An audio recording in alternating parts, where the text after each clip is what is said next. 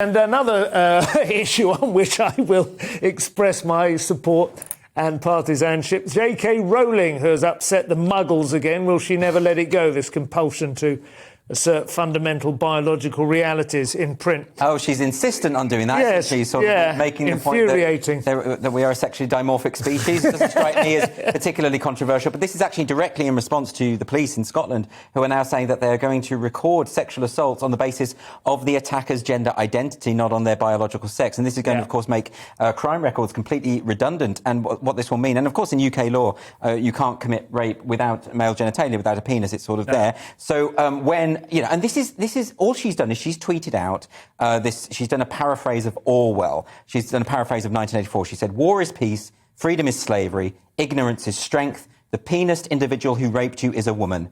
So it's quite a literary way to sort of make the point that basically we are in this climate where we are having the SNP, in this case, the Scottish Government, is telling you what you know to be true, you mustn't utter. And what you must say is our language instead. And so she's dead right to do this and to make the point in this way. And inevitably what has happened is everyone's sort of piled on and said, oh, she's hateful, she's transphobic. No, she's just acknowledging the biological reality and, indeed, the danger that this poses to women's rights. I mean, this is actually important. I think it's a very... Well, you agree? Well, I mean, I agree with trans rights activists that transgender women can have penises, and a lot of them keep the penis because there's apparently, if you go through the surgery, there's like a 1 in 3 chance you'll never orgasm again. So that'd be terrible. That. But nobody's denying that. But this is dealing specifically with rapists. So I mean, it's bizarre to see woke people defending rapists, defending male rapists. But they've got a very difficult situation. There's a guy called Colin Wright, who's a sort of scientist activist on Twitter, who was pointing out you've got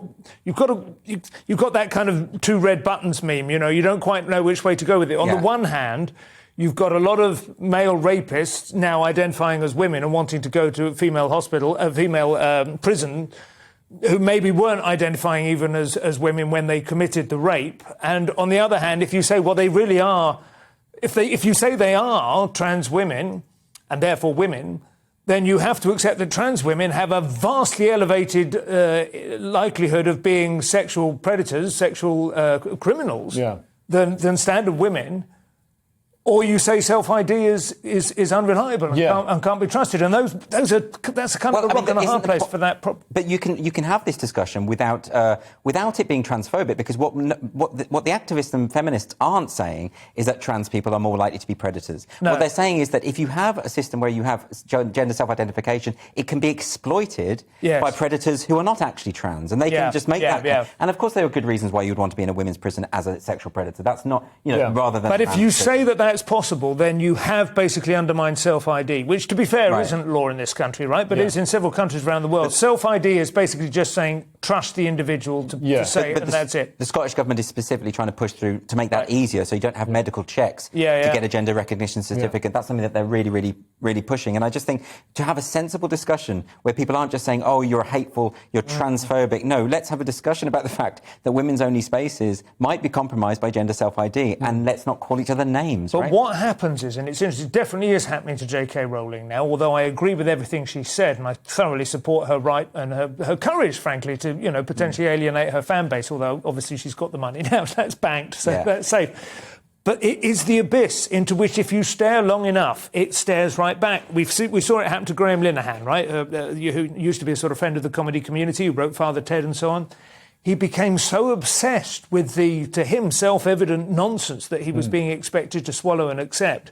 He's kind of gone a bit crazy, and I mean, it's such an obsession. There is that danger, isn't there? Well, I spoke to him about this on my podcast, actually, and I'm not just plugging it. I think it was an interesting conversation because, and I asked him about this idea, is that it's more than that. It's that he can see that there are significant threats to women's rights here that are not being addressed, that are being ignored.